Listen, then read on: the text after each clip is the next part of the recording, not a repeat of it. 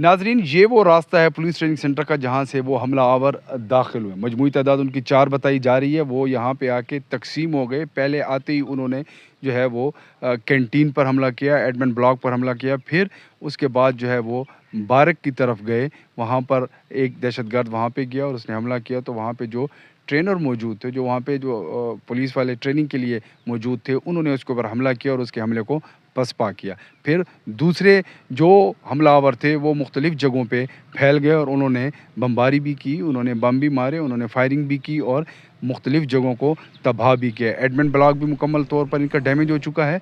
ये भी है कि मस्जिद में भी बड़े पैमाने पर जो है ना वो तबाही फैली है। इसके बाद जो है वो हमलावर जो है एडमिन ब्लॉक की तरफ गया है, वहाँ पे उसने तोड़ फोड़ की है, फायरिंग की है। लेकिन पुलिस की बरवक्त कार्रवाई और सिक्योरिटी इदारों की बरवक्त कार्रवाई से ये जो बुज़दिलाना हमला था, ये जो दहशतगर्दाना हमला था, वो बड़ी तबाही से बच चुका है। पुलिस ट्रेनिंग सेंटर में जो है गुज़श्ता रोज़ तक जो है वो 150 से ज़ायद लोग जो है यहाँ पर मौजूद थे, लेकिन जुम्मे की वजह से उनको छुट्टी दे दी गई थी। ये भी वाज़ेह करता चलूँ कि हमलावरों का टारगेट जो था वो खाने का टाइम था, जिस टाइम लंगर चलाया जाता है, जिस टाइम खाना चलाया जाता है, ताकि ये बल्क में यहाँ पर मौजूद होंगे और वो हमला करेंगे और वो बड़े पैमाने पर तबाही कर सकेंगे। लेकिन खुशकिस्मती कहें, खुशबख्ती कहें कि 70 के करीब, 72 के करीब जो जो ट्रेनिंग हासिल करने के लिए पुलिस वाले थे, रिक्रूट थे, उनको छुट्टी दे दी गई थी और बाकी जो मौजूद थे, वो उनको अल्लाह ताला ने जो है वो महफूज़ किया है।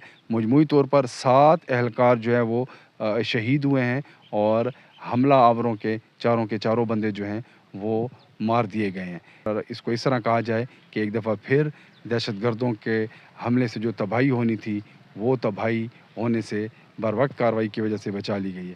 तो ये मजमूई सूरत हाल थी पुलिस ट्रेनिंग सेंटर में हमला आवरों के हमले की। और अब इन हमलों को देखकर मज़ीद सिक्योरिटी को भी सख्त करना चाहिए और इंतज़ामात को भी सख्त करना चाहिए, सिक्योरिटी मेजरमेंट लेने चाहिए।